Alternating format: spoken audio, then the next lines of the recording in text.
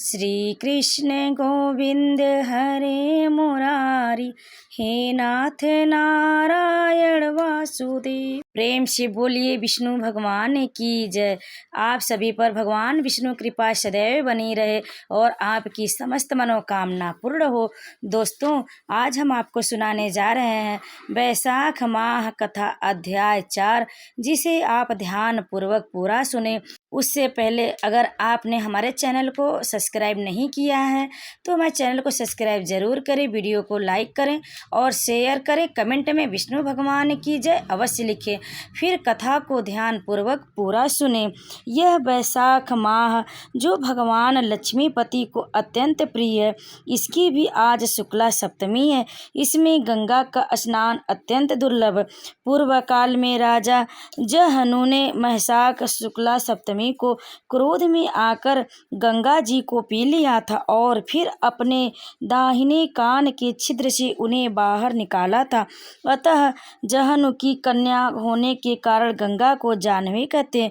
इस तिथि को स्नान करके जो आकाश की मेखलाभूत गंगा देवी का उत्तम विधान के साथ पूजन करता है, वह मनुष्य धन एवं पुण्य आत्मा है। जो वैशाख शुक्ला सप्तमी को विधि पूर्वक गंगा में देवताओं और पितरों का तर्पण करता है, उसे गंगा देवी कृपा दृष्टि से देखती हैं तथा वह स्नान के पश्चात सब पापों से मुक्त हो जाता है। वैशाख के समान कोई मास नहीं है तथा गंगा के सदृश दूसरी कोई नदी नहीं है। इन दोनों का संयोग दुर्लभ है। भगवान की भक्ति से ही ऐसा सुयोग्य प्राप्त होता है। गंगा जी का प्रादुर्भाव भगवान श्री विष्णु के चरणों से हुआ है। वे ब्रह्मलोक से आकर भगवान शंकर के जटाजूट में निवास करती हैं। गंगा समस्त दुखों का नाश करने वाली हैं। वे अपने तीनों स्रोतों से निरंतर प्रवाहित होकर तीनों लोकों को पवित्र करती रहती हैं। उन्हें स्वर्ग पर चढ़ने के लिए सीढ़ी माना गया है। वे सदा आनंद देने वाली तथा नाना प्रकार के पापों को हरने वाली, संकट से तारने वाली, भक्तजनों के अंतःकरण में दिव्य प्रकाश फैलाने की लीला से सुशोभित होने वाली, सागर के पुत्रों को मोक्ष प्रदान करने वाली, धर्म मार्ग लगाने वाली तथा तीन मार्गों से प्रवाहित होने वाली है। गंगा देवी तीनों लोकों का श्रृंगार है। वे अपने दर्शन, स्पर्श, स्नान, कीर्तन, ध्यान और सेवन से हजारों पवित्र तथा अपवित्र पुरुषों को पावन बनाती रहती है। जो लोग दूर रहकर भी तीनों समय गंगा गंगा गंगा इस प्रकार उच्चारण करते हैं, उनके 3 जन्मों का पाप गंगा जी नष्ट कर देती।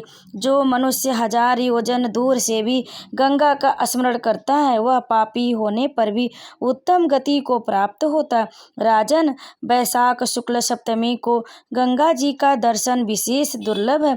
भगवान श्री विष्णु और ब्राह्मणों की कृपा से ही उस दिन उनकी प्राप्ति होती है। माधव, वैशाख के समान महीना और माधव विष्णु के समान कोई देवता नहीं है, क्योंकि पाप के समुद्र में डूबते हुए मनुष्य के लिए माधव ही जहाज का काम देते हैं। माधव मास में जो भक्ति पूर्वक दान, जप, तप, हवन और स्नान आदि शुभ कर्म किए जाते, उनका पुण्य अक्षय तथा 100 करोड़ गुना अधिक होता है। जिस प्रकार देवताओं में विश्व आत्मा भगवान नारायण देव श्रेष्ठ हैं, जैसे जप करने योग मंत्रों में गायत्री सबसे उत्कृष्ट है, उसी प्रकार नदियों में गंगा जी का स्थान सबसे ऊंचा है। जैसे संपूर्ण स्त्रियों में पार्वती, तपने वालों में सूर्य, लाभों में आरोग्य लाभ, मनुष्यों में ब्राह्मण और पुण्यों में परोपकार, विद्याओं में वेद, मंत्रों में प्रणव, ध्यानों में आत्मचिंतन, तपस्याओं में सत्य और स्वधर्म पालन, शुद्धियों में आत्मशुद्धि, दानों में अभय दान तथा गुणों में लोभ का त्याग भी सबसे प्रधान माना गया। उसी प्रकार सब मासों में वैशाख मास अत्यंत श्रेष्ठ है।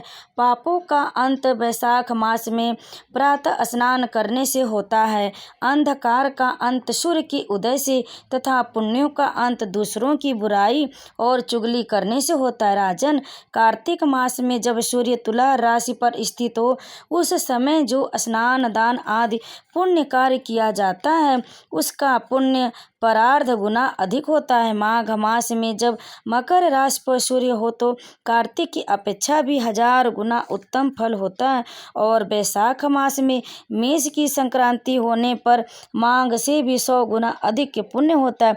वे ही मनुष्य पुण्य आत्मा और धन्य है जो वैशाख मास में प्रातः काल स्नान करके विधि विधान से भगवान लक्ष्मीपति की पूजा करते हैं। वैशाख मास में सवेरे का स्नान, यज्ञ, दान, उपवास, हविष्य, भक्षण तथा ब्रह्मचर्य का पालन ये महान पातकों का नाश करने वाले हैं। राजन, कलयुग में वैशाख की महिमा गुप्त नहीं रहने पाएगी क्योंकि उस समय वैशाख स्नान महात अश्वमेघ यज्ञ के अनुष्ठान से भी बढ़कर है। कलयुग में परम पावन अश्वमेघ यज्ञ का अनुष्ठान नहीं हो सकता। उस समय वैशाख मास का स्नान ही अश्वमेघ यज्ञ के समान विहित है।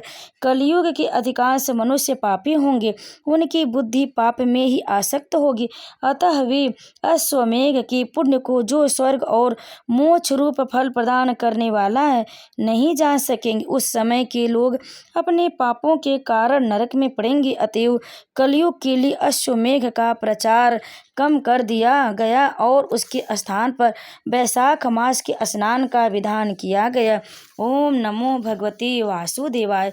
वैशाख मास में महात्म्य का सुनने का बहुत ही अधिक पुण्य होता है, तो आप प्रतिदिन हमारे चैनल पर वैशाख मास के महात्म्य अवश्य सुने और इस महात्म्य को अंत तक सुनने के लिए आप लोगों का बहुत बहुत धन्यवाद। दोस्तों, प्रतिदिन महात्म्य को सुनने के लिए हमारे चैनल को सब्सक्राइब जरूर करें, वीडियो को लाइक करें, शेयर करें और कमेंट में विष्णु भगवान की जय अवश्य लिखें और हमारे चैनल को सब्सक्राइब जरूर करें। तो आप सभी पर भगवान विष्णु की कृपा सदैव बनी रहे, आपकी समस्त मनोकामना पूर्ण हो और आप भी पुण्य के भागी बने और आपको भी विष्णु लोक की प्राप्ति हो। आप सभी पर, आपके परिवार पर हमेशा विष्णु भगवान की कृपा बनी रहे। तो एक बार प्रेम से बोलिए विष्णु भगवान की जय, नारायण की जय।